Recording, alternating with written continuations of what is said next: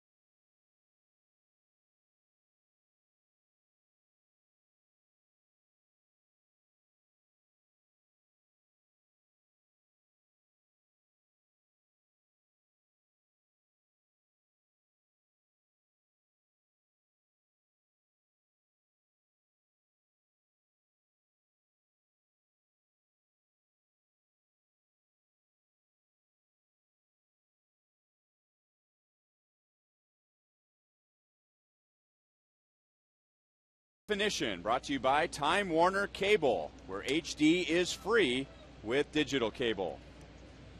Let's go to right field and welcome in Joel Goldberg. Well, Ryan had a chance to talk to pitching coach Bob McClure, he says when young pitchers come up, they tend to just rely on their stuff. And he says that's okay. He wants them to be aggressive, but he wants them to learn as well. And that's why he's really enjoying a couple of veteran lefties, along with the fact that they're lefties, and he's biased, he says, towards lefties, in Bruce Chen and Jeff Francis. He says they're so much fun to watch. They go out there. They know how to pitch. The other thing is he said there's so many great left-handers in the major leagues. It is so important to have at least one or two lefties to try to nullify or at least minimize the damage. He likes what he has right now in Bruce Chen and Jeff Francis. Ryan? All right, thank you, Joel. And there is a stable of left-hand pitchers down in the minor leagues. And when they get up, they'll be able to hang around guys like Bruce Chen and Jeff Francis, who have been around a while. There's a curveball for a strike to Ichiro Suzuki. And that was a key pitch for Bruce against the Detroit Tigers, his curveball.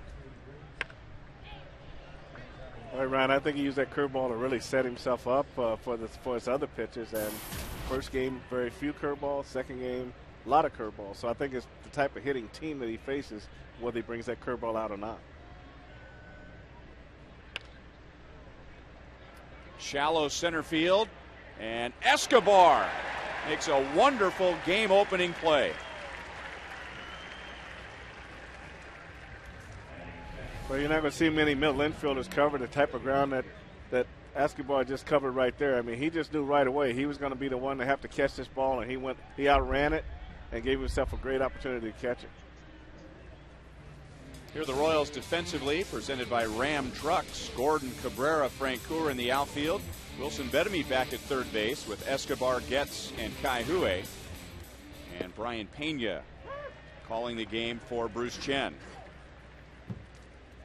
Sean Figgins in his second year with the Mariners, and he's gotten off to a slow start in his first 2 years.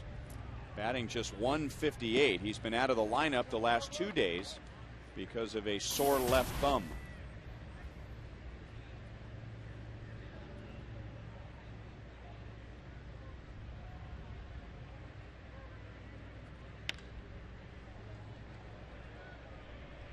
Francoeur digging to the line, and he gets Sean Figgins.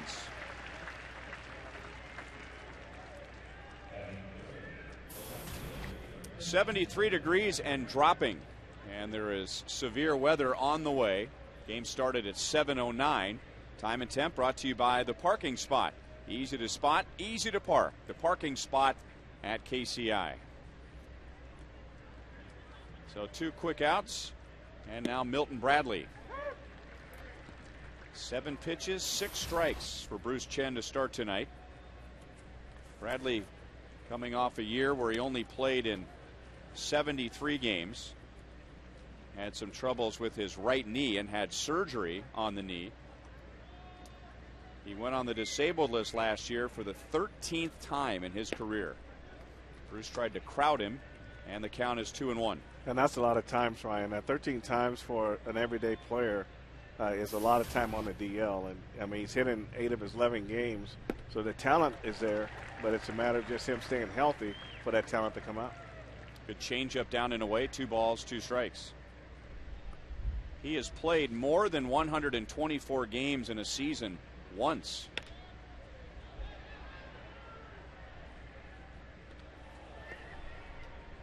For whatever reason, the Mariners had an awful time with their left fielders last year. They combined to hit .218, which was the lowest in all the major leagues. Bradley in left this year, and the Mariners are asking him to bat third. Did he go around? No swing. There's the crew chief Tim McClelland at first base tonight, so 3 balls and 2 strikes on Bradley. I think a lot of times with right-handed hitters with the wind blowing out like it is, they think that left-handed pitcher won't come inside, but Bruce is doing a pretty good job moving the ball in and out. A 2-out walk,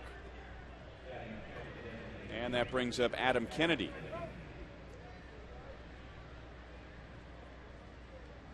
And yes, we're talking about that Adam Kennedy, the former Angels second baseman. This is only the 2nd time in his big league career, which is a long career, that he has batted 4th. And how many times has he been the designated hitter? Seattle went out and got Jack Cust, the former Oakland A's slugger, to be their DH, but he's off to a slow start. So Kennedy gets the start, and he's hitting .333. 1 ball, 1 strike. Well, you look at a lot of these averages that they have on their team, Ryan. A lot of these guys are way below what their abilities say they are. So when you got that many people struggling, then it kind of goes back to, are they having fun? You know, do they, as a team, as a chemistry where it should be, guys coming to the ballpark ready to play every day? That's just way too many good players that aren't doing well from an offensive standpoint. Well, we know winning can be contagious. Losing can be contagious. Yes, yes. 1 ball, 2 strikes. Bruce Chen going for a milestone tonight. He is at 49-50 for his career, so trying to get his 50th win, and would like to get his career record to the break-even mark. He also has a save in his career, and he did that last year against Seattle.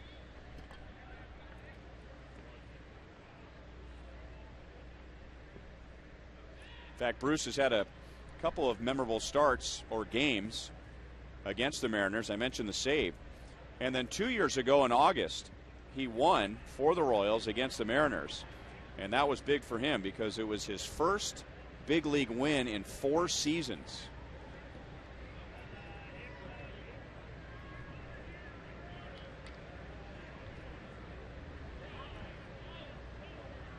Milton Bradley has 1 stolen base.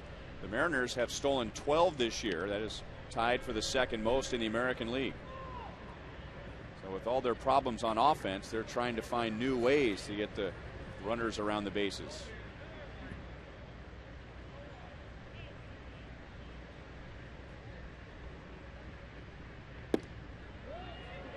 Two and two. Well, the Royals had to think about that too going into this season, Ryan. They had a lot of hits last year and wasn't scoring a lot of runs, so they had to figure out, okay, we're getting these hits, so how are we going to score more runs? And their answer was be more aggressive on the bases. Go first and third, steal bases, hit and run a little bit more. You just got to open some holes up for yourself. So if you got a team that doesn't have a lot of team speed, then you got to do some other things. I said Seattle is tied for second in stolen bases. Of course, the Royals lead the league with 15. High and deep to right field, but into a very strong wind. Francoeur makes the catch, and 3 outs in the air for Chen in the first.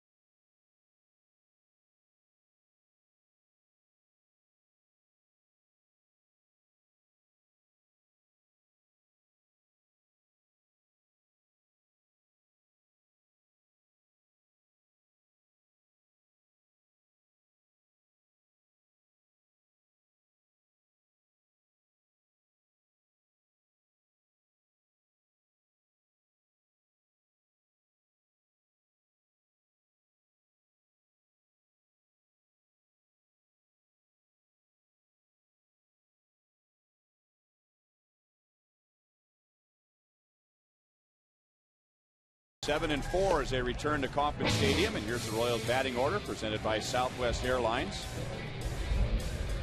Kila Kaihue returns to the starting lineup after missing the Minnesota series. Wilson Betemeet remains at third base, and Brian Pena is behind the plate for Bruce Chen. Facing right-hander Doug Fister, who is off to a good start this year, as he was last year, and then had some issues with his shoulder in June and wasn't the same when he came back from the disabled list. The biggest issue for Doug Fister in his first 2 starts, a lack of run support. He is 6'8", so he looks like someone who could throw a pitch through a brick wall, but he is more of a contact finesse type pitcher. He gets a pop up from Chris Getz. Brendan Ryan pulls it down and 1 away.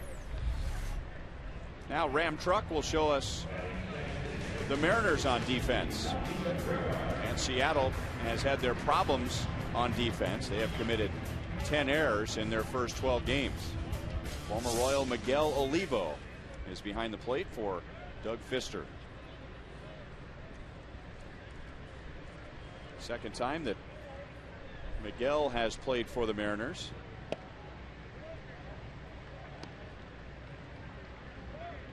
After 2 seasons with the Royals, Olivo spent last year with the Colorado Rockies. 1 ball, 1 strike on Melky Cabrera, who hit .280 during the road trip and scored 4 runs. He is batting at .286. Slash foul, look out.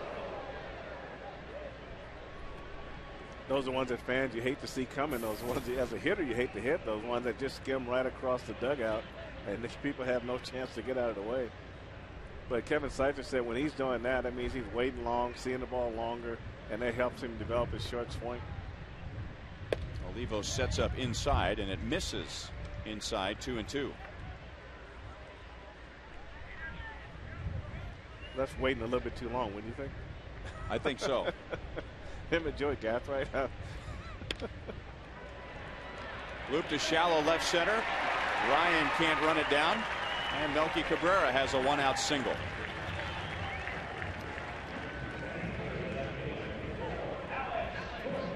Sometimes getting jammed is good for a hitter, and like I said, Cabrera's waiting a long time, and he's staying with the pitch. This ball actually gets in on him, and he's able to force it out over a shortstop for a base hit in the left field. Wasn't hit very well, and just over Ryan's hit.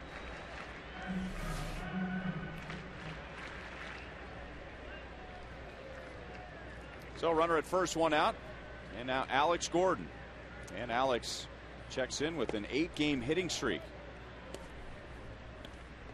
He hit .304 against the Tigers and the Twins during the trip, and he drove in 3 runs, giving him 7. Tied with Josh Hamilton for the longest current hit streak, and for Hamilton that's going to last a while. He's on the disabled list with a broken arm.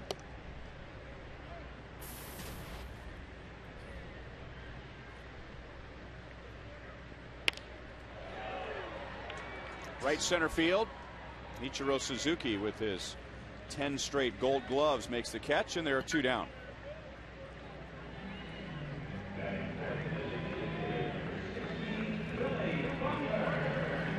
So on a night where both pitchers want to keep the ball down with that strong wind out to left field, all 5 outs so far have been in the air.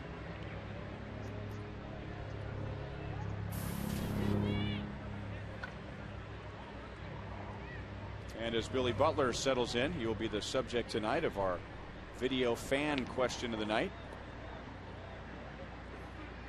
We told you at the top of the broadcast that Billy hits .337 in his career against Seattle. Last year he hit .433 against the Mariners. 1 ball, no strikes. My name is Shane Okniewski. I'm from Omaha, Nebraska. My question is, since Billy Butler is only 24, have you ever seen any other Royals hitters that compare to him? Not in overall power and ability to get base hits. I don't think. I mean, you can go back and first got to figure out who was 24 at that time, but I'd have to think that Billy is a very unique hitter in his own right, and I don't think anyone's been able to come in and hit at his age, which started 2 years ago. As like he's hit today. Different hitter, different player entirely, but at least for me, Carlos Beltran, when he won Rookie of the Year, he was doing quite a bit in his early 20s. Billy grounds into a force out, and we have no score.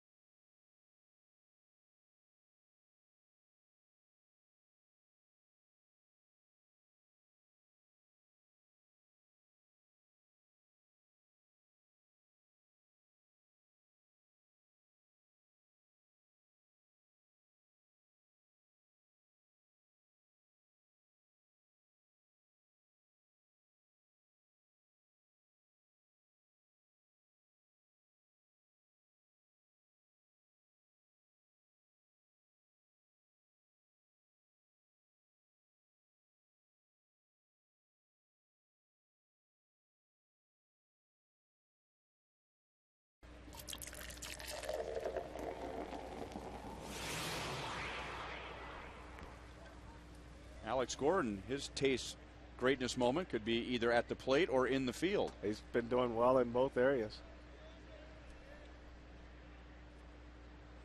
Justin Smoke leads off for the Mariners. Fouls away the first pitch. He hit his first home run as a Mariner yesterday in a loss to Toronto. He was the big prospect going from the Rangers to the Mariners in the trade last year that sent Cliff Lee to Texas. So there will always be pressure on him because of that. He is a former first-round pick. Rangers took him in the first round of 2008.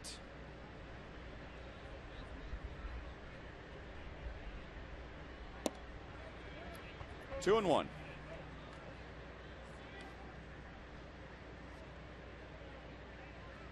There's a lot of expectations that come with being number one, especially when you're big, you're a switch hitter, you play first base, and you, the team that you sign with, they don't stay with you long enough and give you chances, and you just got to take advantage.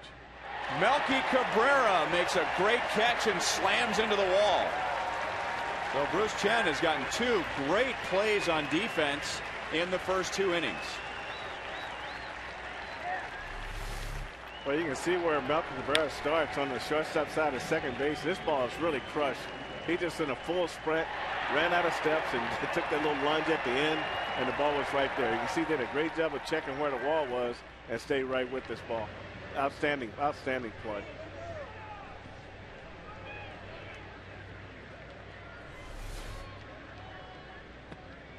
Now ball one to Miguel Olivo.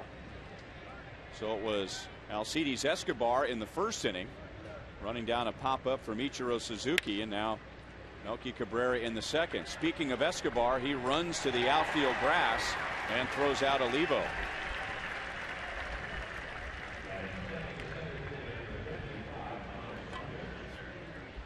Well, when your pitcher's throwing strikes and putting the ball in play, they expect the ball to be hit on the ground. And here you see Escobar does a great job running. He slides over. He makes his play with very little effort.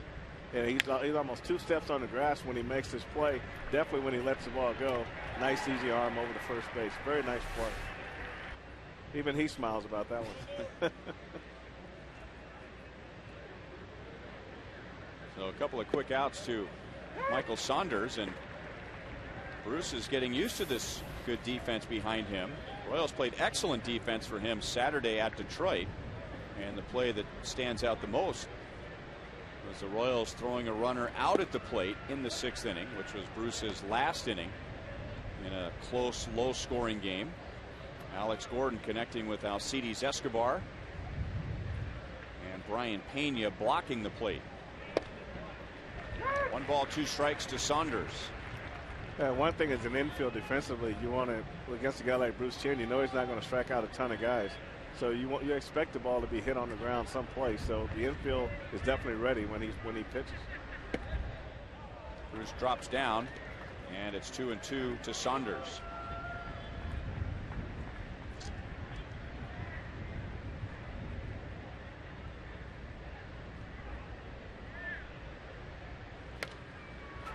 Still 2-2. Saunders getting a chance to play center field. Franklin Gutierrez, the Mariners' Gold Glove center fielder, started the year on the disabled list because of a stomach ailment. So the Mariners miss him, but it's an opportunity for a young player like Saunders to show the manager what he can do in a premier position.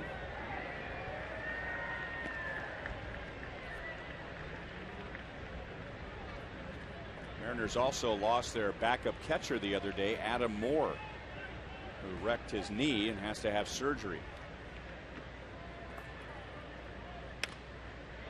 Saunders just flips everything foul off to the third base side, and we're stuck on 2-2. That's season-ending surgery too, 4 to 6 months. So that means Miguel Olivo's going to get a lot of catching time. Yeah, Bruce is staying away from Saunders right here, and you can tell by the way the ball's coming off the bat. Back to Bruce. So he adds his own good defensive play to the mix. No score.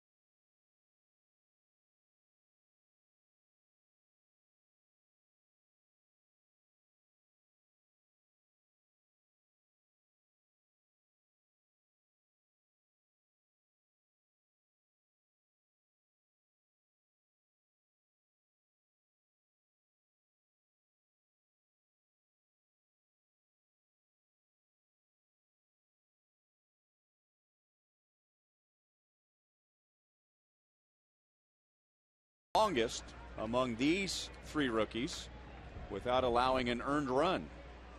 Text 432-432. Enter keyword Royals, a space, followed by A, B, or C.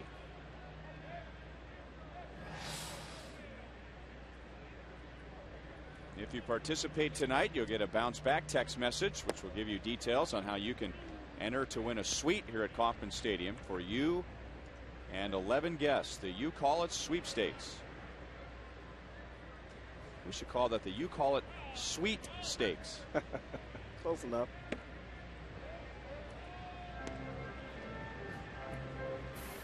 Two and one on Keela. He was 2 out of 11 during the road trip with an RBI, and all of that was against the Tigers. And with Minnesota starting a couple of left-hand pitchers, Keela was not in the lineup. So it gives him a couple of games, 3 days overall. The Royals had an off day on Monday, but a few days to clear his mind, work with Kevin Seitzer, and back in the starting lineup tonight against a right-hand pitcher.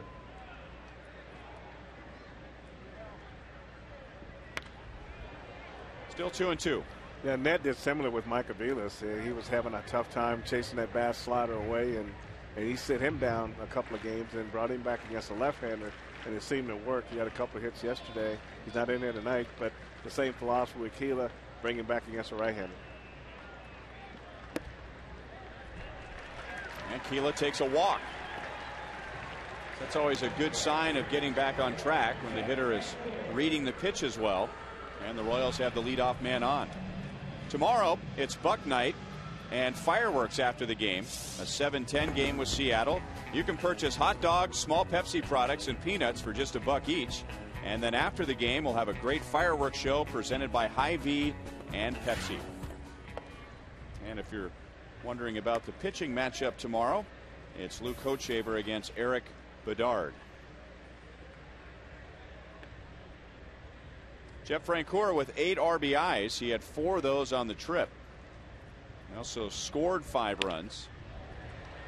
Backhanded by Ryan, and the Mariners get a force at second base. Good play by Ryan and by the second baseman Jack Wilson.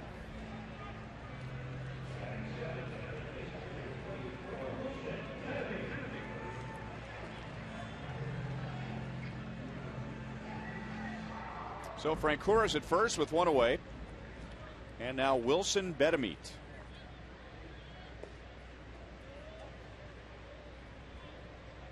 Betemeet started all 5 games on the trip originally because Mike Aviles struggled at the end of the last homestand.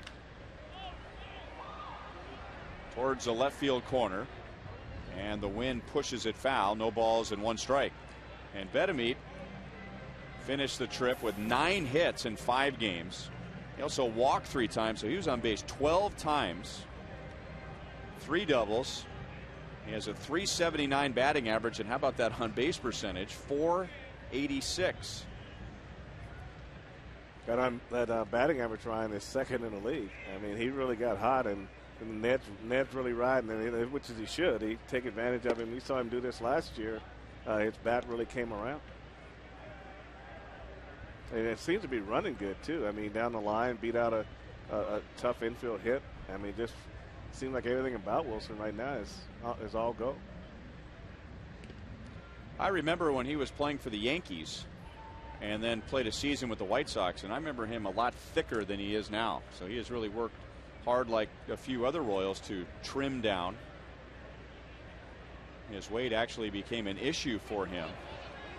Chases one in the dirt. Miguel Olivo trying to push him out of the way to get a look at Francoeur. And I don't know if the ball hit Miguel or if he rolled his ankle trying to pick it up.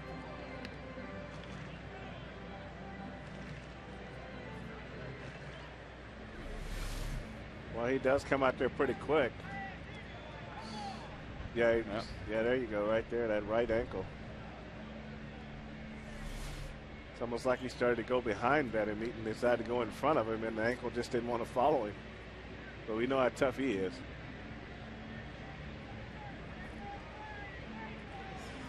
Rick Griffin is the longtime Mariners trainer out there with Eric Wedge, who is in his first year managing the Mariners.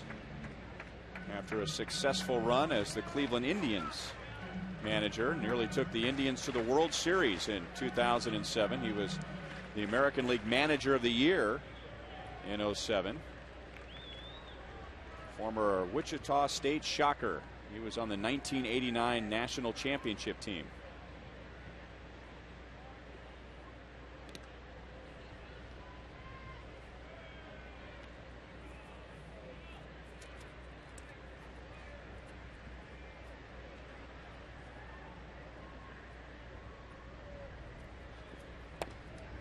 Struck him out with a breaking ball.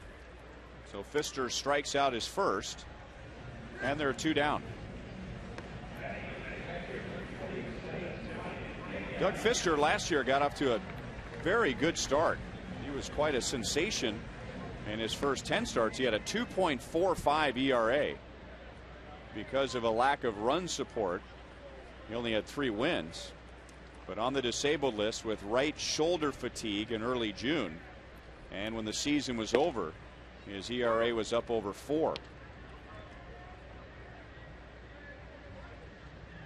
And now in his first 2 starts this year, the Mariners have scored 2 runs for him. They've also had some breakdowns on defense. He has given up at least 1 unearned run in his first 2 starts. He has a good breaking ball tonight. It's 0-2 on Brian Pena. Yeah, that one had a lot of depth to it, Ryan. He also said that, and like most pitchers, he sets a lot of small goals, and he said that each pitch he throws is setting up the next pitch, which you should. Sometimes you see pitches well out of the zone. You wonder what that pitch means. Doug Pfister has matched Bruce Chen with 2 scoreless innings.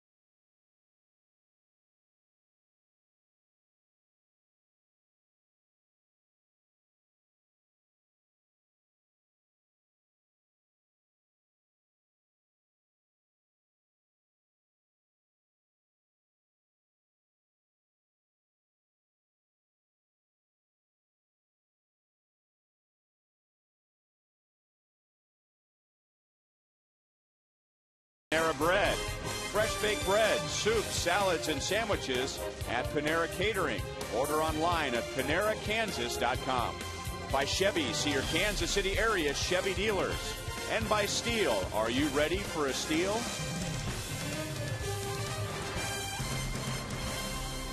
So far, we are dry. No score to the top of the 3rd inning. Rain in the forecast, but at the moment it is slow moving. And producer Kevin Shank, who studied meteorology at KU, says that the closest rain that's a threat to us is still in Ottawa. Kansas, that is. Melky Cabrera fades back, and his timing is perfect because we're going to show you the Home Depot doing more on defense plays of the game, and here are the 3 outs from the 2nd inning. Well, you had Melky Cabrera going deep into right center field to make a great play up against the wall, and Alcides Escobar up the middle, nice play, and Bruce Chen helps himself with a 1-hopper back to the mound.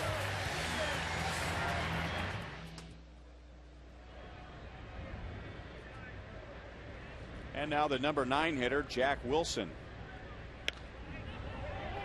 Popped up. This time the wind might keep it in play, and it does. Betemit in front of the Mariners dugout. So first time through for the Mariners, and they are hitless against Bruce Chen. Bruce Chen makes this pitch and is right down the middle of the plate. You don't want to pop one like that, but he does what he's supposed to do. Show the catcher it's up in the air. That's part of his job. Point out the ball when he goes up.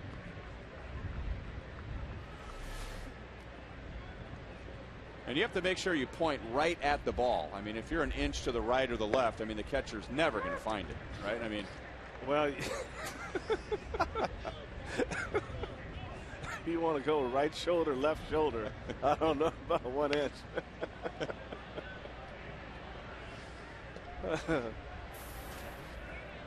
I am sure on the radio side, Denny Matthews is getting a little chuckle out of that. He always gets a kick out of when guys point up in the sky like you're going to find the ball according to your fielder's index finger.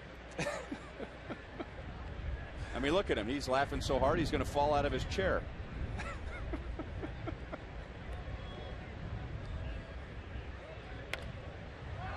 Still 1-2 on Ichiro Suzuki, who is batting .240. Last year was his 10th consecutive season with at least 200 hits. Nobody has ever done that before. He is just the second player ever to have 10 200-hit seasons. Pete Rose also accomplished that. He did not do it in succession as Suzuki did. So if he does it again this year, he'll be the only player in history with 11 seasons with at least 200 hits. Escobar picks it off. Suzuki can still run, and he beats it out. Wow, you're not going to see a shortstop come any closer to getting him out on a play like that. Escobar goes well up the middle, and this is a play here. You got to have court awareness to be able to do that 360 and go and throw a strike to first base. Anybody else is out on this play. And great body control. I mean, for a guy that's 6'3", you know, that's pretty easy.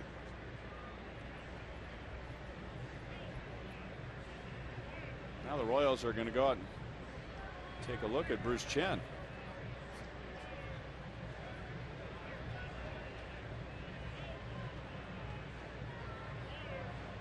He is maybe grabbing his left side, and he's twisting at the torso to suggest that maybe something tightened up on him. Well, that ball's hit up the middle, so that maybe just jumped a little bit too high or jumped awkwardly. But they look pretty good right there. Don't see any wincing on the face. There he goes, right there. Yep. Lower back, lower left back, left.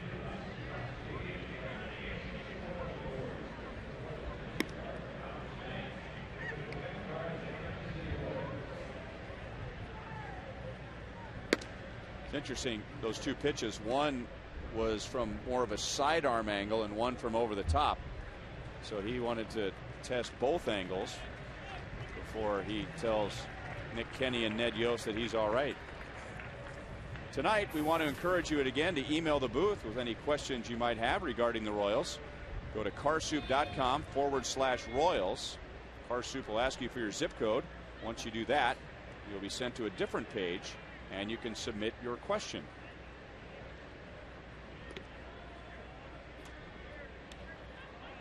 So a slow start for Suzuki with the bat. He does have 4 stolen bases already. And Sean Figgins at the plate. He is down to 154.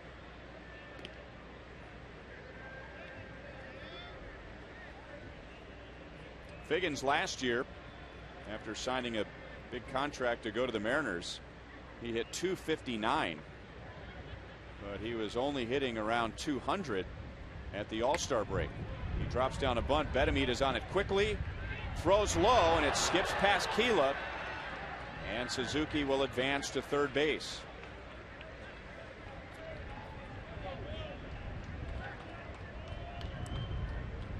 That's a pretty tough play for Keeler right there. The ball's inside down the first base side. Wilson does a good job at coming in and making this play here, but his throw goes back into the runner, and Keeler's probably seeing the runner and the baseball at the same time, and that takes a little bit away from making this play. It is an error on Bedemeet.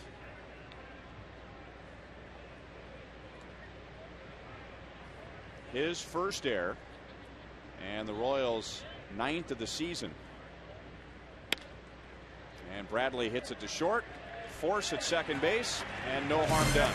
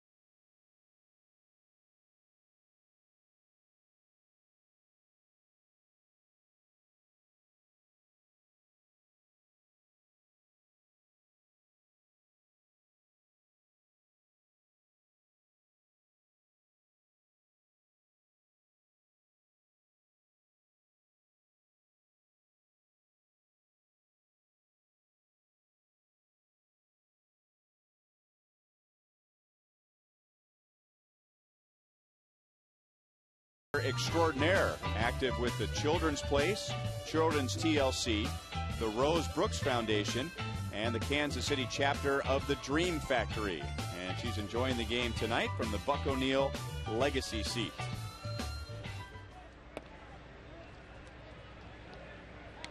And Rhonda looks like somebody who appreciates good defense, and she's seen that tonight. A couple of good plays by Alcides Escobar. He leads off, lays down a bunt, and fouls it away. Escobar started up very slowly on the trip. He was 0 for 12, but then finished the trip 5 for his last 8.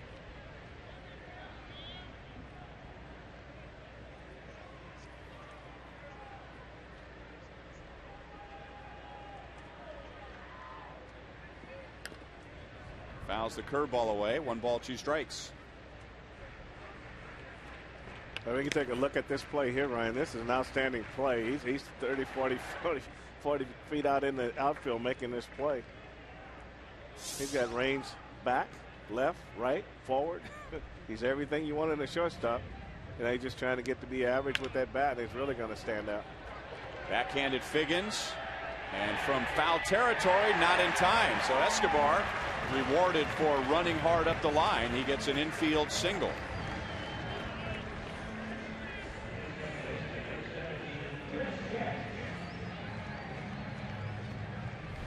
I think Figgins got kind of caught off guard with Escobar's speed right here. He's in fine shape to make this play. No hesitation at all.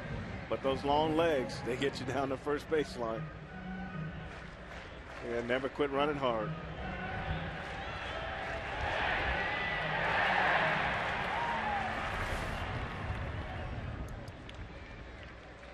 So leadoff man on for the 2nd straight inning. And now the top of the order, and Chris Getz. And he bunts. Pfister will go to first base, and Jack Wilson, his body was going in one direction, but then he had to reach in the opposite direction to receive the throw. So Escobar moves up on a sacrifice, scored 1-4. That's always a tough play for a second baseman when the ball goes out in front of the mound and the first baseman continues down the line. Now the second baseman's got a long run to get over to first base, and Jack Wilson just learning that position probably says, man, I didn't anticipate that one. Former shortstop moving to a new position this year. Very good defensive shortstop. But anybody can play second base, right? That's what they say. If you can hit, you can play second base. That's That's what they say. Yes. He's giving you a hard time, Frank. But I talked to him before the game. I said, what's been the most difficult part? And he says, well, in shortstop, it's all in front of you, and at second base, it's all behind you. He said just making those last-minute decisions at the last minute, but plus the double play. That's been he just doesn't. Sometimes I don't know what my feet or my hand want to do, and I've been a one-handed guy on double plays from shortstop, and I got to try to do it with two hands, and it's been an adjustment for him. Melky Cabrera has had a good night on defense, and he has singled, trying to get Escobar in from second base. He's ahead in the count, 2 balls and 1 strike.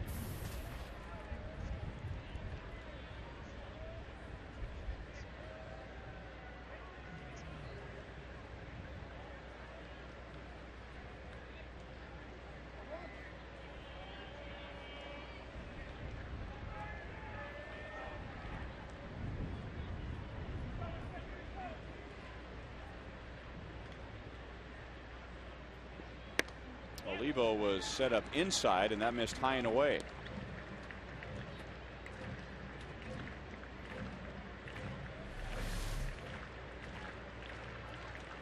Also wanted that pitch down.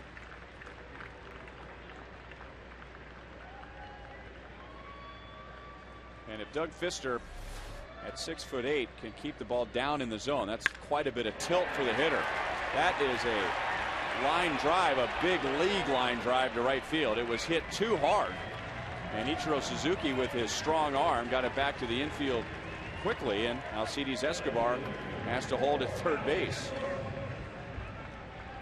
Well, it seemed like somebody forgot to call timeout out there. They're still kind of running around, but this is another pitch where he wanted down, but see his pitch went up out over the plate, and Cabrera stayed above the ball and got him a line drive hit to right field. That ball was smoked. Oh, it was. And you can see Jack Wilson at second base. When the man on second base hit the right, he's got to go to first, but he's just sort of running around, really not knowing where to go. So first and third, 1 out. And Alex Gordon 0 for 1. And a strike from Fister.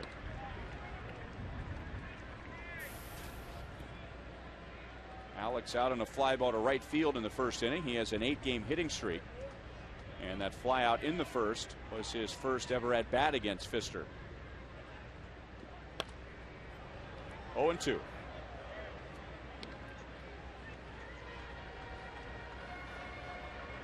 Coming up on Saturday, the first 20,000 fans will receive a Fox Sports Kansas City gray replica Royals jersey, and we will be here that night passing out those jerseys at gates A and E in between 10:30 and 10:45 in the morning. And now some raindrops begin to fall, so some fans are going for cover. It is not raining hard, just a drizzle.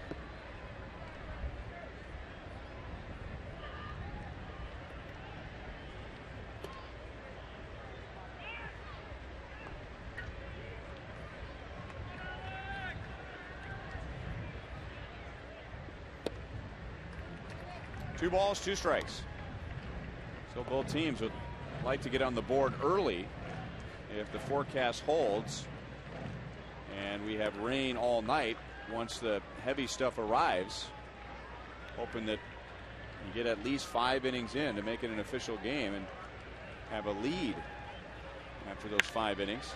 That is a fair ball, and all the way down into the corner. Escobar scores. Cabrera coming around third base, no relay, and Alex Gordon gives the Royals a 2-0 lead.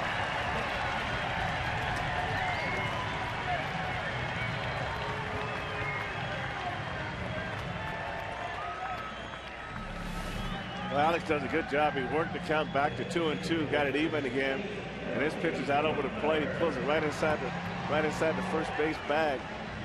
Just take a look at this swing here. This is a nice swing, nice right off the shoulder. No big shoulder dip, and just how quick that ball got by Smoke at first base. He goes down in the corner. Etro does a good job fielding this ball, but the one thing you can't do as an outfielder, you can't miss that first relay man. You miss that first relay man, you have no chance at the next base. So Alex has a 9-game hitting streak, driving in his 8th and 9 runs of the year. And now he's the team leader with 9 RBIs. Well, it's really nice to see Alex having some success and having fun. I mean, he walks around with a smile on his face now, and a lot of pep to his step, heads up all the time. So I think he feels as good as anyone that his abilities are starting to show.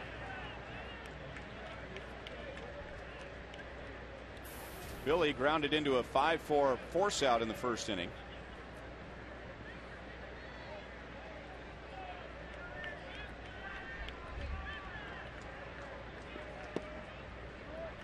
Three balls and no strikes.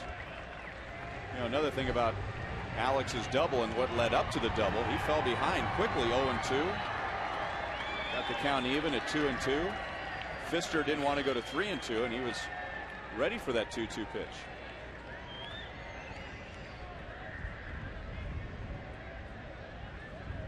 Keep in mind the wind is blasting out to left field, and Billy may have had the green light. Most of the time a designated hitter batting fourth has the green light, and anything up in the air to center field, left center, and left is going to get a helping hand.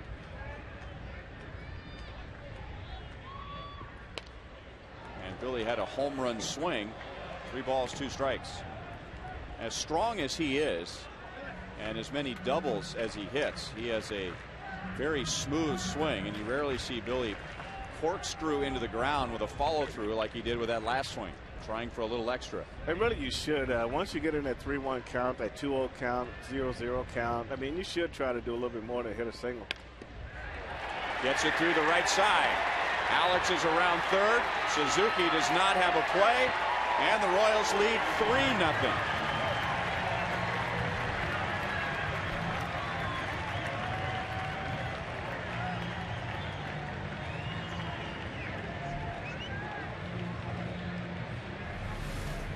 Well, you can see where Wilson is up the middle for Billy Butler, and this is really a good pitch right here by Pfister. But watch how Billy just takes it and just fights it right off. Inside, got inside the ball, turned it to right field. Just an outstanding piece of hitting. Most hitters would try to pull that ball and break their bat, but you can see how this ball's starting to move in on him. Most hitters roll over and pull it, but you see how he got inside that ball, just stayed right through it, got him base hit to right field. That's what makes him special right there.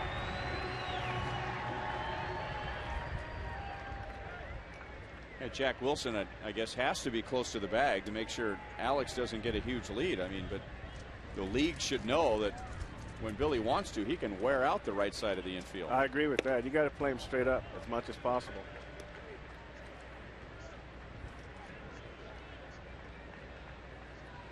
Keela walked leading off the second inning, and then was out on a force out.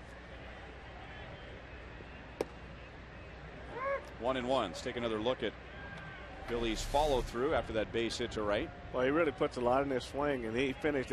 Kevin Sykes would say finish high, but and he finished right on the back of his helmet.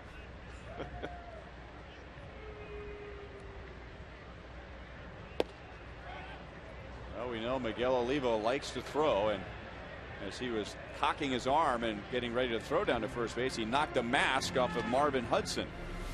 This is where the umpire's a little bit too close right here. If you got a catcher you know likes to throw, then you got to get up out of there and give him room to work.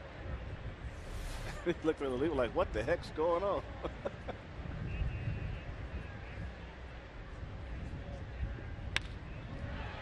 On the ground to Wilson, to Ryan for 1, and over to Smoke for 2. The Royals score 3 to take the game's first lead.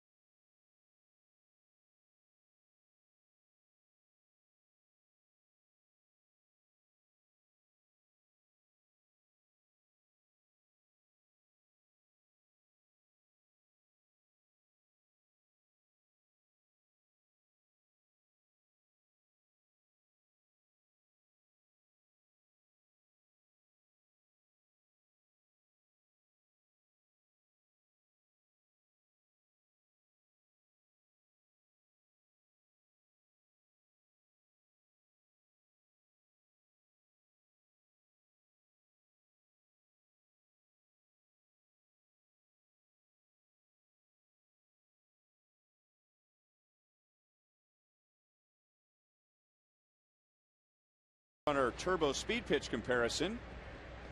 Doug Fister at 91, Bruce Chen at 90 so far. Now fast is even faster. Double your speed with Roadrunner Turbo.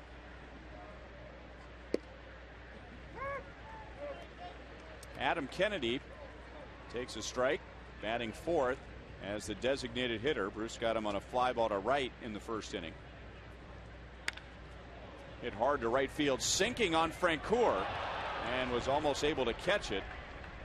A very difficult play with all of the top spin, and Kennedy has a leadoff single.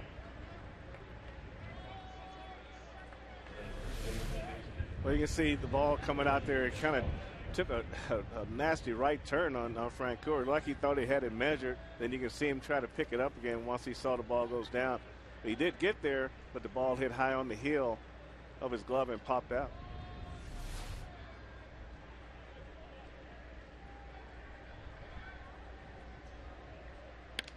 Now Justin Smoke rolls it to third. Betemit out at second, gets to first, and it's wide, so Smoke is safe. Yeah, Chris didn't look like he really got comfortable enough on that double play, and he had to throw off the wrong foot. Just didn't have any rhythm to that one at all.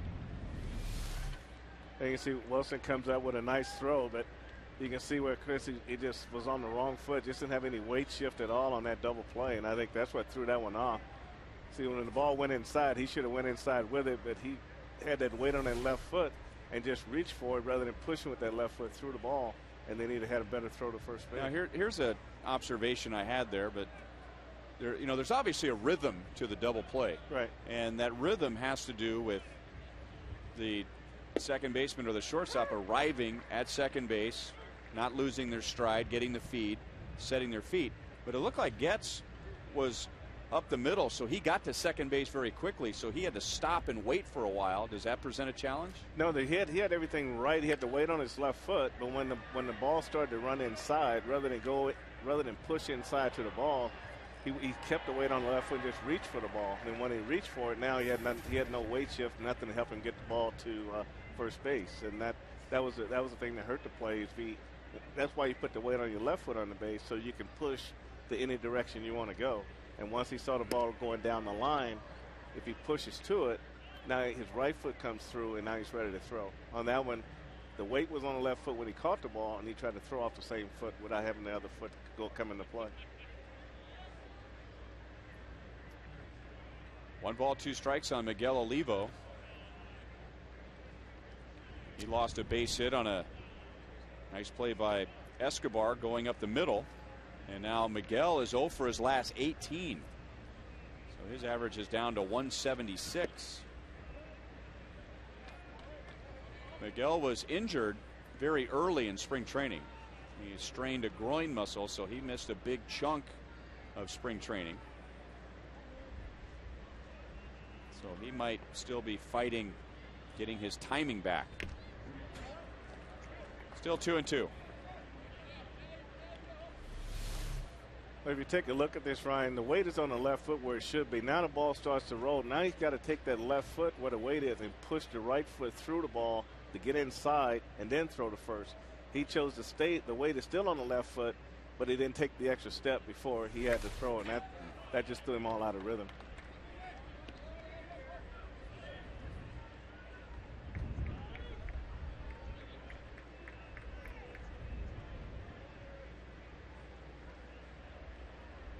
And because of that, Justin Smoke is at first base with 1 out.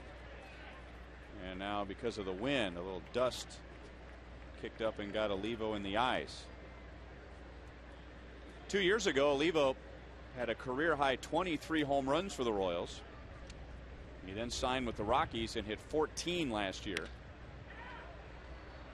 Lifts that into center field. Routine for Cabrera. 2 outs.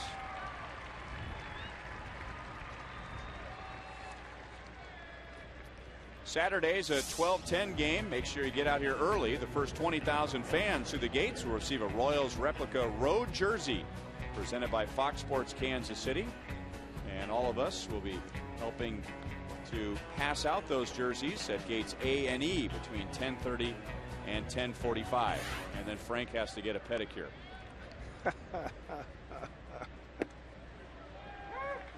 They are real nice. My wife makes me do that.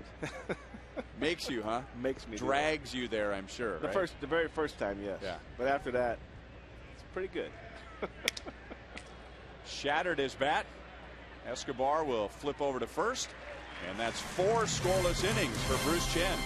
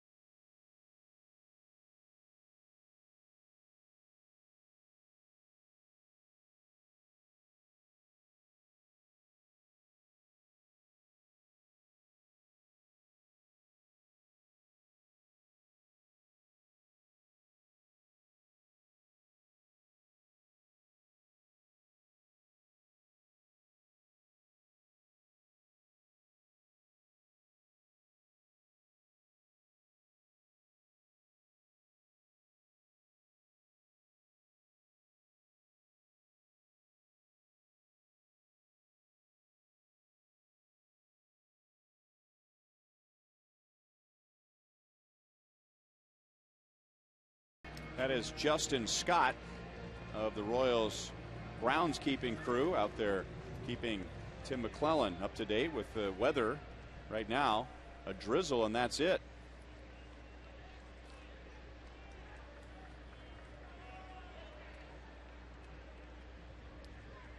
So 4 scoreless innings for Bruce Chen. The Royals scored him 3 runs in the bottom of the 3rd inning.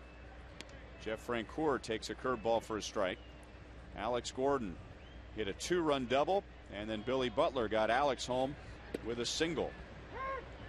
No balls, 2 strikes. Francoeur reached on a force out in the 2nd inning. Wilson Betemit is on deck, and then Brian Pena. Still 0-2. Francoeur has hit safely in 4, so he was hitless in the first game of the road trip, and then hit safely in the remaining games, and is batting at .286.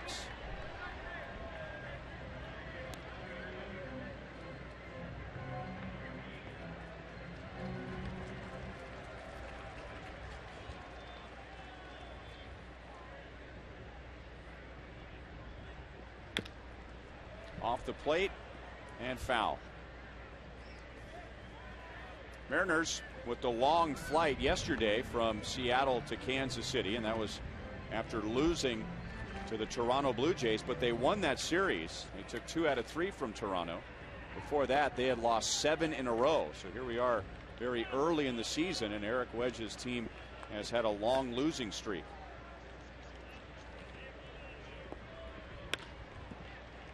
Figgins backhands, sets his feet, and Francoeur is the first out, and now it's raining a little harder. Still not a threat to the game. So 1 down. Wilson Betemit on his way to the plate, and we will check in with Joe Goldberg. Well, Ryan, we know that Wilson Betemit is very good coming off of the bench, but like so many players, more comfortable when he's playing every day. He has been in there every day from the beginning of that road trip. He said he prepares the same no matter what. Now, when he's pinch hitting, he's coming off the bench, he'll start to warm up a little bit more in the 5th inning, but he prepares for every pitcher. He knows that that pinch hitter might not be used as much in the American League, so why not just be ready every day, he said, because you never know what's going to happen. But being in there every day like he is right now, much more confidence at the plate. We're certainly seeing it, guys. And last year, getting all that playing time, Joel, a Career high 13 home runs, 43 RBIs. Got on a high curveball, slashes it into the corner, and that is a fair ball and a home run.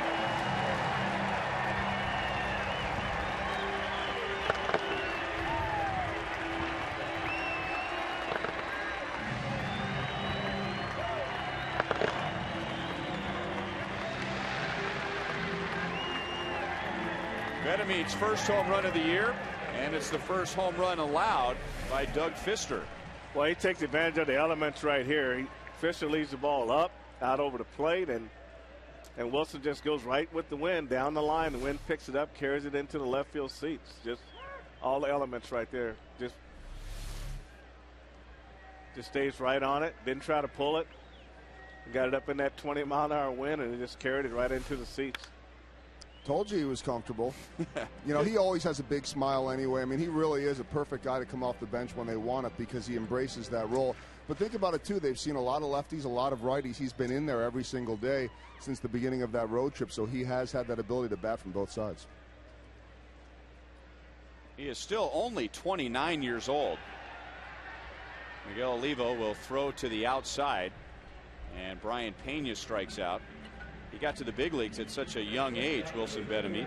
In 2001, he was 19 years old. And, you know, I don't care how good you are at 19. If you don't play well in the big leagues right away, I got to think you're in survival mode all those years. And it takes a while for him to maybe just kind of catch his breath at this level and really figure out, you know, what makes him a good player and what he can't do. And he's probably still learning his game at this age. Well, you're probably right there, Ryan. And catching his breath was probably coming to Kansas City to play for the Royals. Before then, he was really just an extra guy with the Yankees. Just come off the bench, pinch hit, play sparingly. But you know, last year when he got that start in Minnesota and he hit the home runs on both sides of the plate, it just started from there. And he just got more playing time, and now you're starting to see more of the benefits of his bat. Played parts of 4 seasons with the Braves when they were winning division after division. Then he goes to the Dodgers and all the pressure with that team. Then the Yankees and the White Sox. Escobar is thrown out. The Royals are done in the 4th, but they add another run. Wilson Bedemead goes to the opposite field. Royals lead 4-0.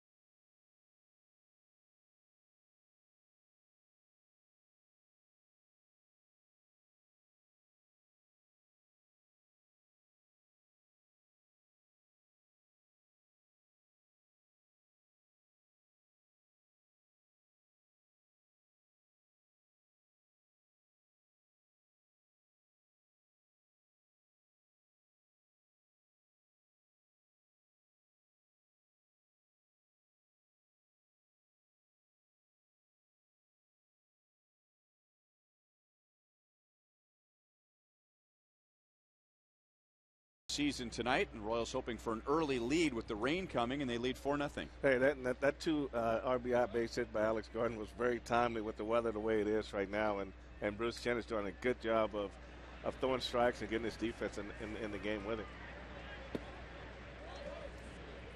So if you go back to Bruce's start on Saturday against the Tigers, he has now turned in 10 consecutive scoreless innings. 1-1 to Brendan Ryan, acquired in a trade with the Cardinals during the offseason.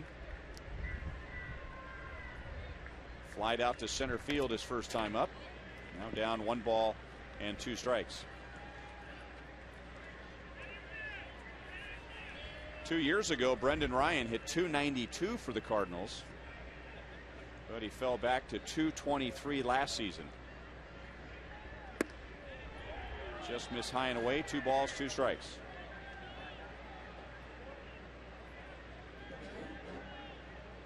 Jack Wilson, the number 9 hitter, is on deck.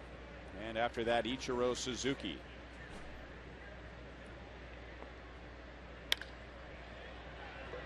Right center field. And Francoeur calls off Cabrera. 1 down.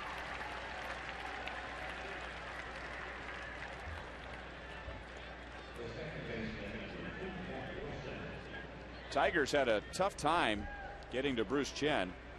And Bruce began that game by retiring 17 of the first 19. So he was on a roll early and finished strong. And now the Mariners with just 3 base runners in 4 1/3 innings against Bruce tonight. 2 singles, one of them an infield single, and a walk. Jack Wilson fouled out his first time up. He is 0 for his last 11. Off the end of the bat, Getz runs it down, 2 away.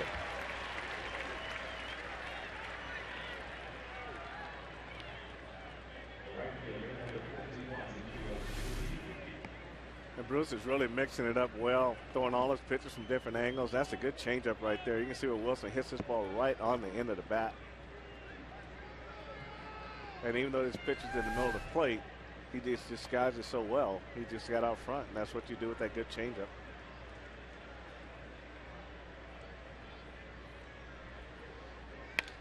Ichiro Suzuki goes into center field, so he's 2 out of 3.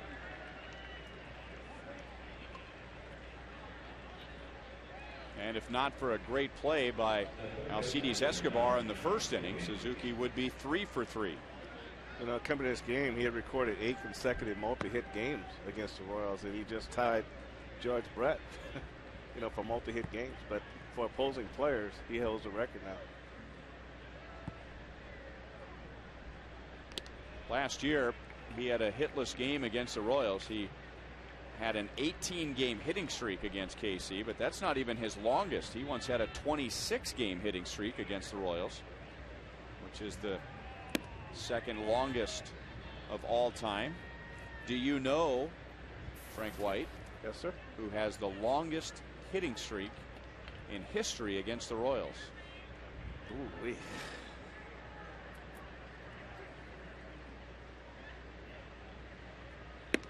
He has the same job that you have for another team, and I believe he played your position.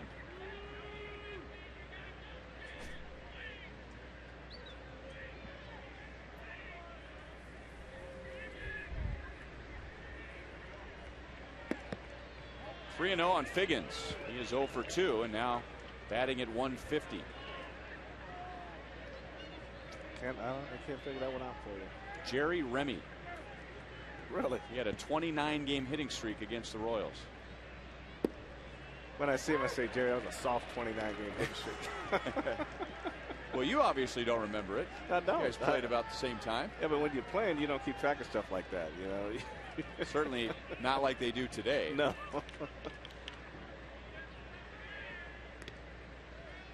You know, basically, you say, well, who's hot against you? And they'll say, well, Jerry's swinging the bat well, so we just run with that. You know, we don't get caught up in all the numbers and things like that. Jerry is now the television analyst for the Boston Red Sox. Betemeet with a nice short hop play over to Getz, and it's 5 scoreless innings for Bruce Chen.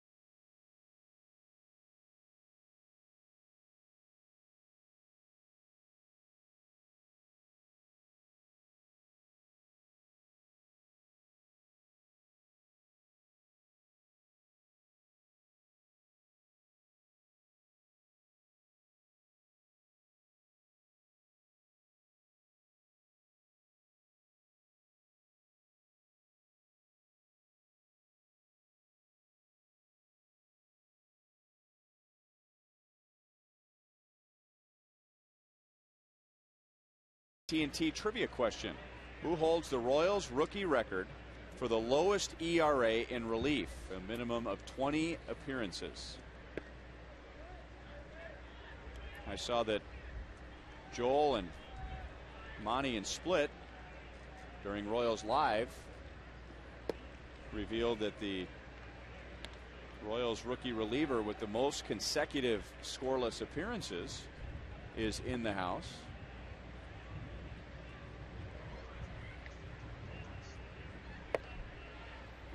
Two balls and one strike on Chris Getz. Bob McClure, as a rookie, had 13 consecutive scoreless appearances out of the bullpen. In the air and in the rain to center field. And Michael Saunders is there for out number 1. Chris Getz is 0 for 2. He also has a sacrifice bunt. So there's Mack, who pitched in just about every role in a long major league career. Short relief, long relief, starter. He has an impressive resume, not just for how long he played, but also played with a number of Hall of Fame players in his career. Here's that list. So 13 games for Mack. Billy Brewer 11. Joel Johnstone, your thoughts? Don't remember. I was gone then, so I don't know. I left the year before.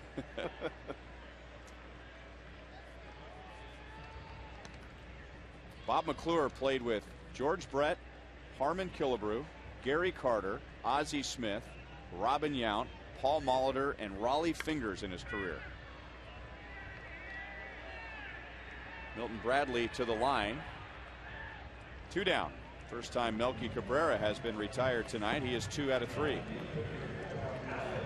So the answer for the lowest ERA as a rookie is Brett Saberhagen. Oh, kind of a trick question. Started in the bullpen.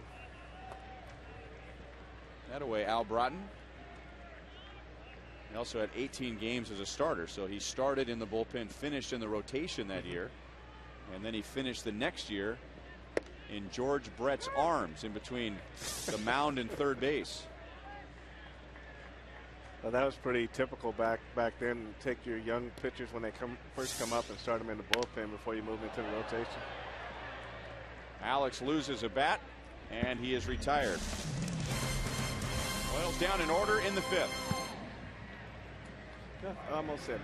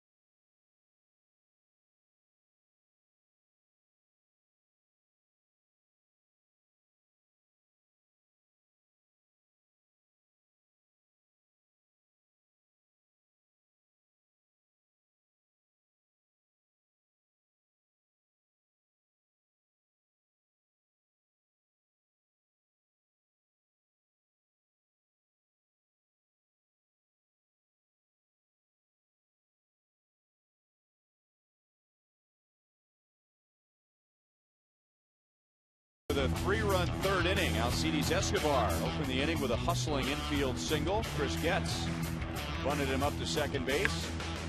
Melky Cabrera singled to right field to put 2 on for Alex Gordon, and he extended his hitting streak to 9 games with a 2-run double. And then Billy Butler driving in Alex to complete the 3-run inning. Milton Bradley into shallow center field. Melky Cabrera is there. So 1 pitch, 1 out for Bruce Chen in the 6th. Bradley is 0 for 2. Final game of this series is Sunday. It's a family fun day Sunday and autograph afternoon. There will be live entertainment, face painters, a caricature artist, and much more in the outfield experience before the game. You'll also meet select Royals alumni from noon to 1 near the Royals Hall of Fame. So I'll bring the kids out. Heard from so many people who love the Royals, but maybe have stayed away from Kauffman Stadium in years past because they have young children, and kids get a little restless sitting in their seat for an hour, hour and a half, or in the case of my son, 4 seconds. We get a flash of lightning overhead, but now those families love bringing the kids out to Kauffman Stadium because if they get restless, there's so much to do in the outfield experience. Adam Kennedy is out. He is 1 for 3. And now some thunder rumbles above Kauffman Stadium. Ryan, that's where you find out who's the biggest fan, the husband or the wife. And the one is not the biggest fan get to take the kids out there. I mean, a lot of people say, man, it's nice being at Kauffman Stadium, but I never know who wins the game. I never get to see the game.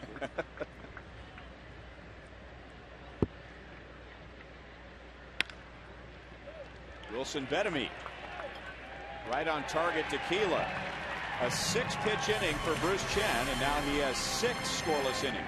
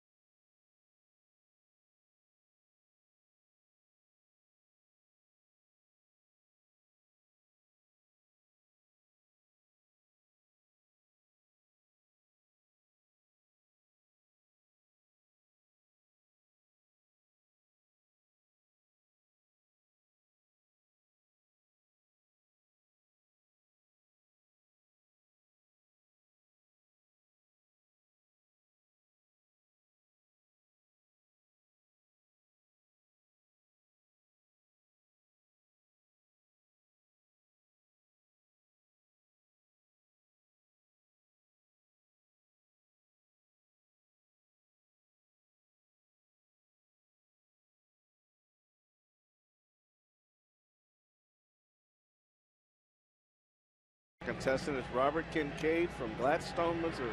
If the Royals hit a home run this inning, Robert will win $1,200. But if the Royals hit a grand slam out of the park, Robert will win $25 grand from Sonic and the Kansas City Royals. And Robert, you have Billy Butler, Keila Kaihue, Jeff Francoeur, and perhaps Wilson Betemit coming up in this inning. And Betemit has already homered. Billy drove in a run in the 3rd inning with a single. That was right after Alex Gordon's 2-run double. Billy 1 for 2 after hitting .433 against the Mariners last year. And he takes one under the chin. Well, we showed you the grounds crew behind the tarp. That usually means rain is very close. His fastball really ran up and in on Billy, about a letter high, but well inside. Billy did a good job turning. All you hitters always turn away from the ball, never into the ball.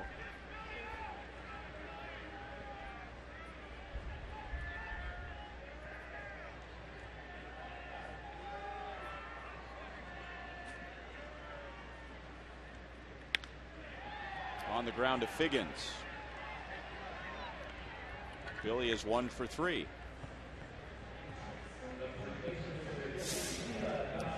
Also coming up during the homestand when the Cleveland Indians are in town, the next T-shirt Tuesday. That is April the 19th. The first 10,000 fans receive a Royals T-shirt presented by Farmland. This will be the second of 7 T-shirt Tuesdays, so add to your collection on Tuesday night.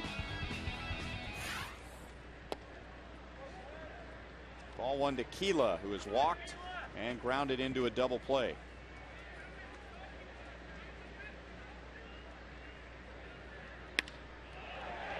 Shallow center field, and that'll drop for a base hit.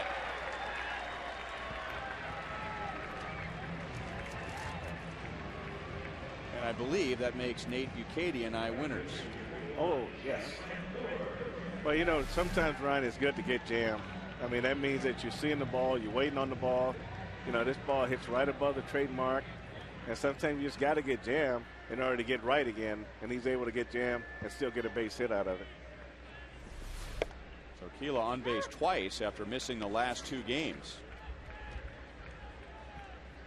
It is a line drive in the box score, as we used to say.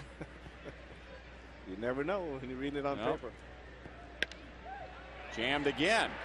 And this one will parachute out into left center field. And look at Keela going first to third. Jeff Francoeur gets his first hit. And the Royals put the pressure on again in the 6th inning. Doug Fister's probably saying, well, what I got to do to get it out? But the ball runs in, bores in. He really opens his hips up well to get the bat on this ball. And he's strong enough to push it out over shortstop. But 2 good pitches by Fister, but 2 base hits by the Royals. And like you said, Keeler never stopped. You know, he read this ball right off the bat, and that's part of the aggressiveness of this team this year. Read the ball and take advantage of it, get that extra 90 feet. Wilson Betemit homered into the left field corner in the 4th inning. He struck out in the 2nd, so Betemit has hit in 8 straight. That was his first home run of the year. 1 ball, 1 strike.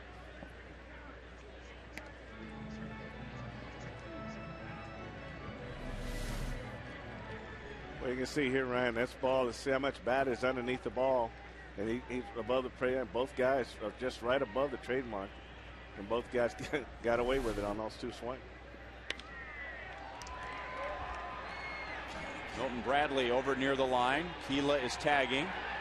Bradley will throw to second base. And the Royals lead 5-0. So Betemit is driven in 2. And he has 7 on the year.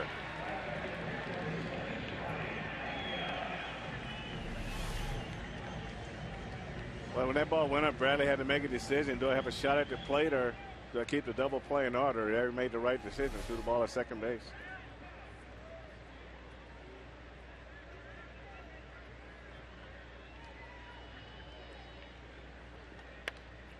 Fouled away by Brian Pena. You know, getting back to those 2 still pictures of the hitters getting jammed, and we talk so often about pitchers keeping the ball down, and the first thing that comes to mind is, you know, if the ball is up, ball can be driven, home runs, doubles, whatever. But by keeping the ball up, when a hitter gets jammed, instead of getting a weak ground ball, you get a bloop. And if the guy is strong enough, even though you make a good pitch, because it's up, a lot of those broken bat bloops end up being base hits. Well, there's old saying when we have the infield in, you heard me say it a number of times, you pitch down, you're pitching into the defense. You pitch up, you're pitching above the defense.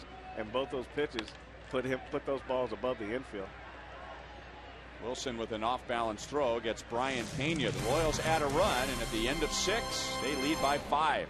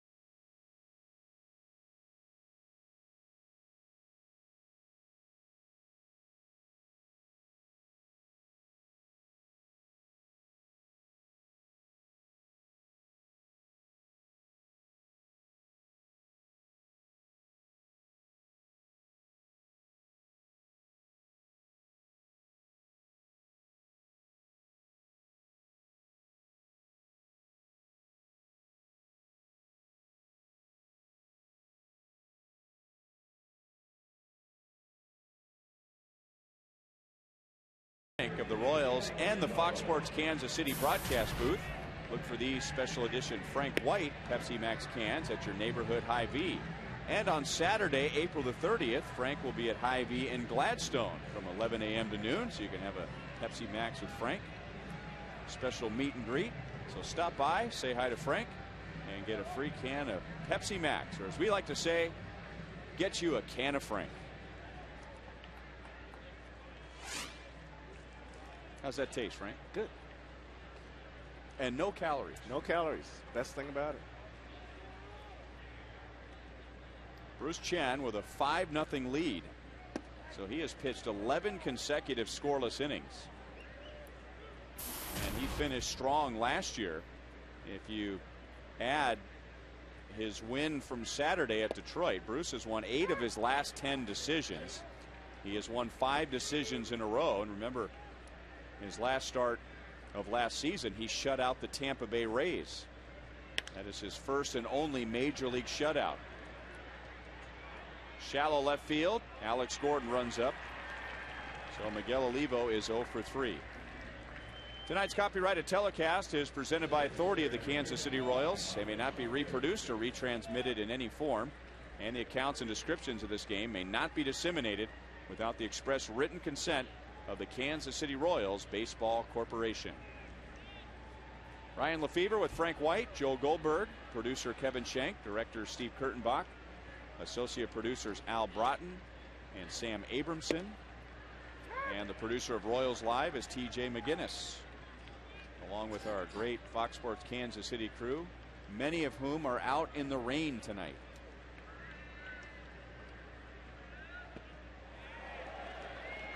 No balls and 2 strikes on Michael Saunders. Like Mike Meyer. That away, Mike, with the gloves on even. Those golf gloves? What'd you shoot today?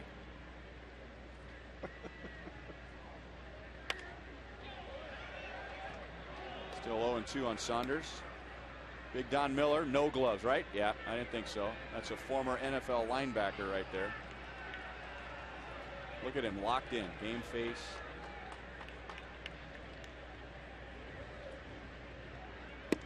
Struck him out. As well as he has pitched tonight, Bruce Chen has done it all with contact until now. That's his first strikeout.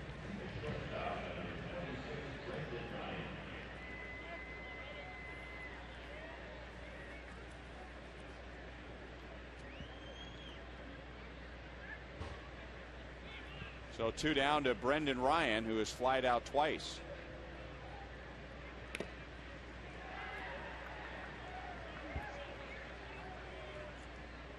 Well, right now, the way this is going, we're not going to see much of the Royals bullpen. However, tonight's Sprint You Call It question asks you who of the rookie relievers who have not given up an earned run yet will go the longest without giving up an earned run. Alex runs into the corner and then runs into the wall. To second base with a 2-out double is Brendan Ryan, and that's the Mariners' first extra base hit and their first hit period since the 4th inning. Well, Alex really got lucky on this ball too, Ryan. This ball not only hit the wall, but he was able to bat it down, because if it gets back over his head, it might go maybe for a triple. But he does a great job of beating it back against the wall and keeping it down. You see right there where he hits the wall and then hits his bare hand. Otherwise, it goes around the wall and it might end up being a triple.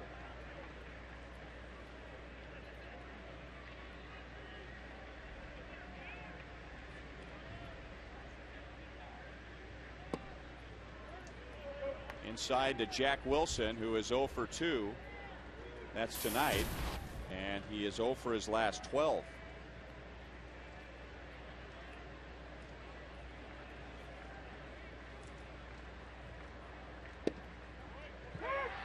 One ball, 1 strike. Jack Wilson not only moving positions, going from shortstop, where he's played his entire big league career, to second base, he's also coming back from a broken right hand. He did that when the Royals were in Seattle in August. So they were without him for almost 2 months. That makes Bruce Chen so tough. If you're facing him, Ryan, if he's in the strike zone with all of his pitches, what makes him really tough is his fastball. His fastball, he can throw from anywhere from 83 to 86 miles an hour, and he's able to add, subtract with that pitch, and I think that's what throws most hitters off. Right to Melky Cabrera. Hardly has to move. And it's been that easy for Bruce Chen so far tonight.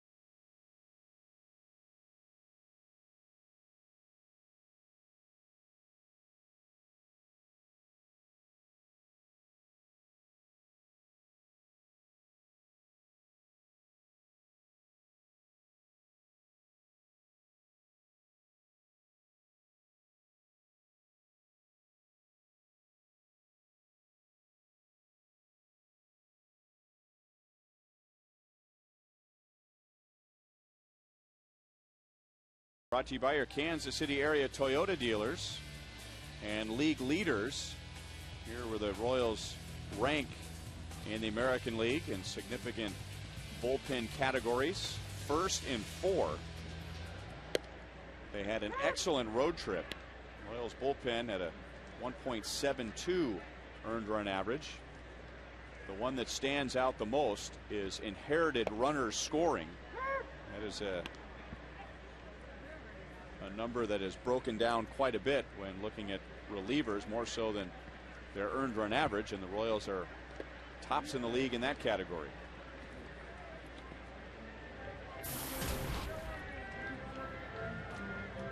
Alcides Escobar has had a good night with the leather, and at the plate has an infield single and a run scored.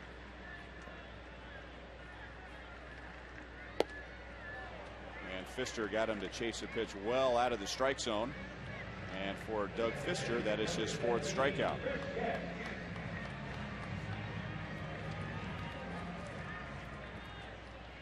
You can secure your seat to the 2012 All-Star Game with season tickets, and when you buy 2 season tickets, you get 2 free. It's starting at just $7 per game. For details, call 816-504-4040 or go to royals.com/2012.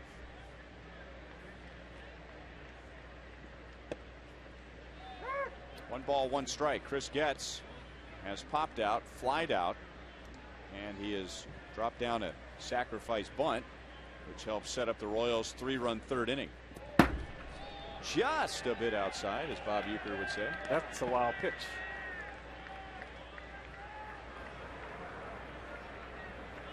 David Pauly is warming up in the Mariners bullpen. Well, they wanted low and on the corner. You got high and outside. Bob Uecker would say just a bit outside. Kevin Costner would say hit the bull.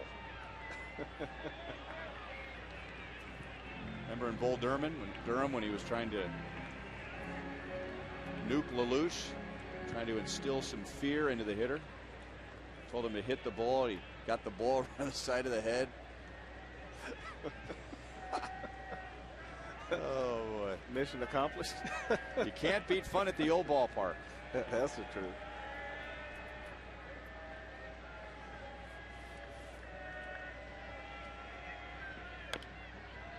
Still 2 balls, 2 strikes. See, that's the difference between movies and the real thing.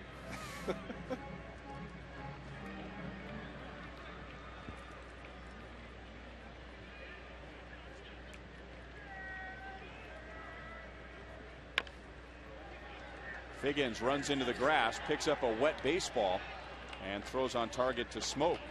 It's been raining for a while now. No rain has threatened the game. Tim McClellan, the first base umpire, has been updated on several occasions by Justin Scott and Trevor Vance. The grounds crew has been behind the tarp for well over an inning. So no big threat. However, the rain has been accumulating, and that makes it difficult on the infielders. Ground ball picking up all that moisture, and it's like grabbing a wet bar of soap.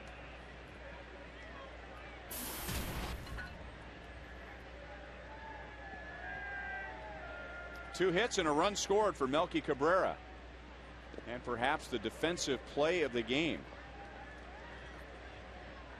Crashing up against the center field wall on a drive from Justin Smoke in the second inning. I would definitely give it to him right now.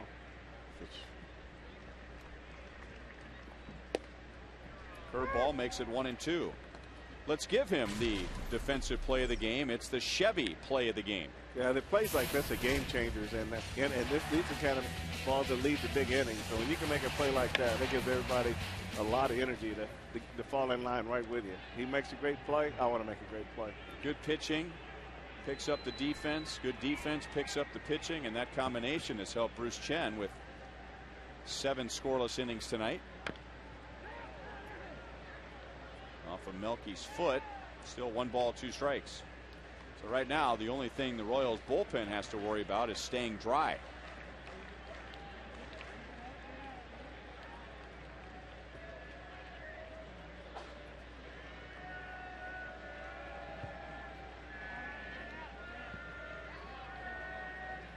Olivo wants the pitch up, and it's fouled away. Kind of interesting. The last at bat Melky Cabrera had, they wanted the ball down. They got it up. He had a line drive to right field for a base hit. Look at Olivo. He's going to chase down Melky Cabrera.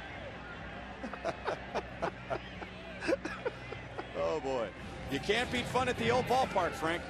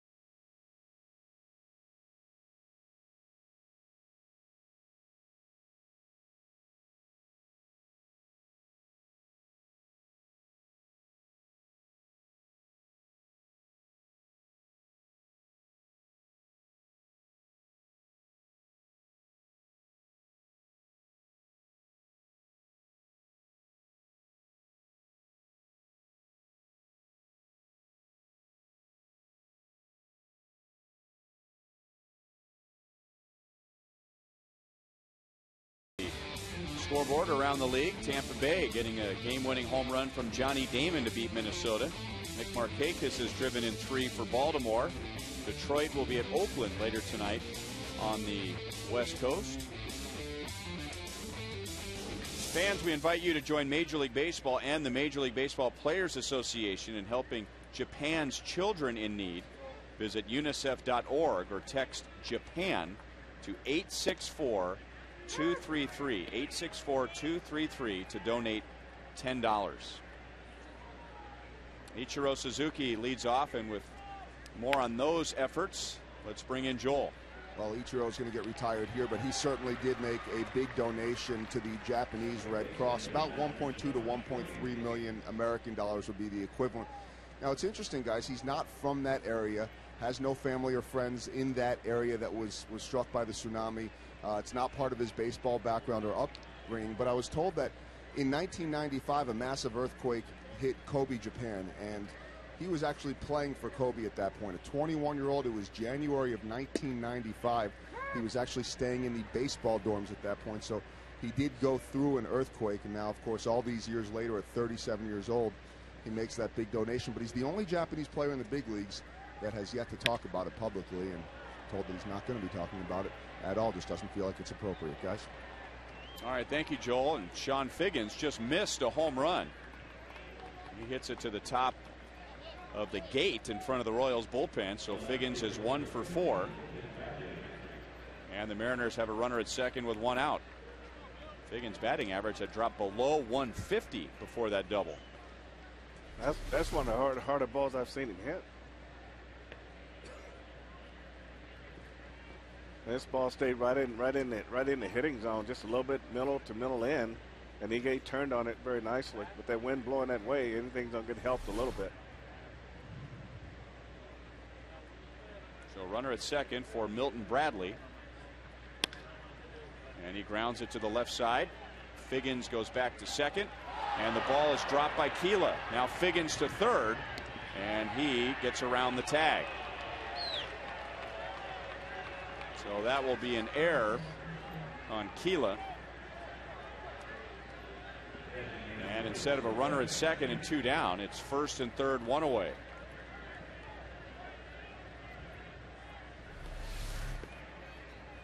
Now you see Escobar makes a nice throw over there. It's just definitely in a good spot. Just dropped his head right before the ball went in there. Didn't follow the ball into the glove. You can see where his head is and where the ball is. He just never looked up to see the ball go in the glove. And Figgins takes advantage of the miscue at first and goes to third base. Kennedy into center field. Figgins is tagging. Melky comes to the plate, and it skips past Pena. So Seattle gets on the scoreboard. Adam Kennedy has his first RBI of the year.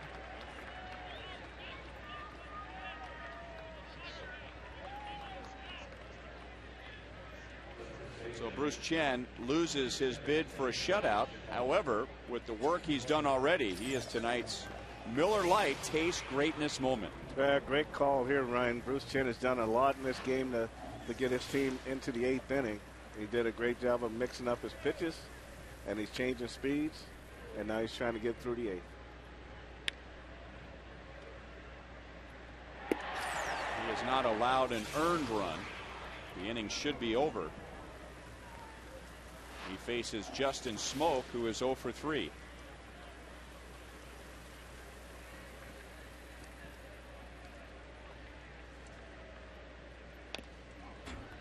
One ball, one strike.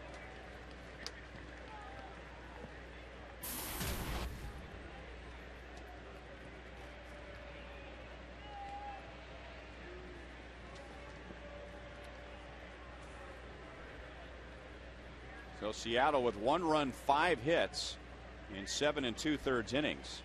They were batting just .220 as a team coming into tonight, so a bad combination for them. They're not doing much with the bat, and Bruce Chen is throwing very well.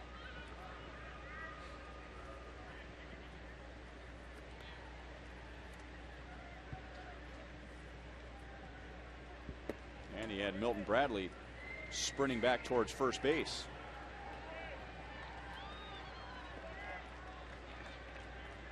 Three balls and 1 strike on Justin Smoke.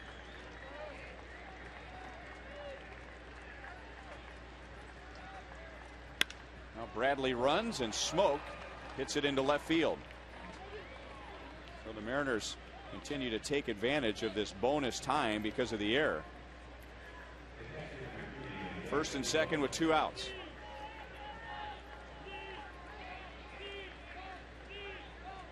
Up to 98 pitches. Bruce That is a new season high for him. He threw 91 pitches in his first start, and he only needed 82 pitches to get through 6 innings at Detroit on Saturday. Fouled off the first, and you know Keela would like to make the catch to end the inning. The inning has been extended because of his error, but he runs out of room. That's one of the things you do as a defensive player. You know you're going to make mistakes, and when you do make one, your first thought goes to, okay, let's hope it doesn't hurt the ball club. So you work hard to try to keep their runs off the board, but one scored to this point.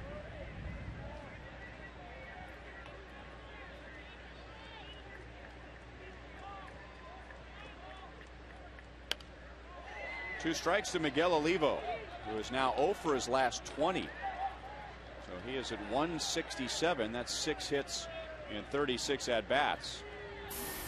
He has grounded out to short, flied to center, and flied to left. He came into the game a .400 career hitter against the Royals. Francoeur looking up with the raindrops falling on his face, and he makes the catch. An unearned run makes it a 4-run game.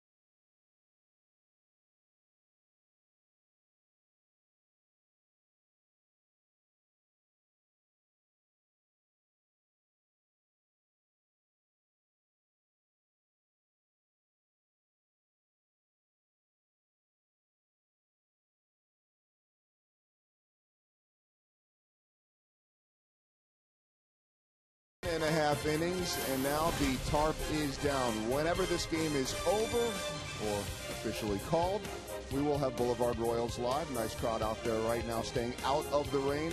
I can guarantee you we will be talking about Bruce Chen as Paul Splitter will break down another spectacular performance from the lefty.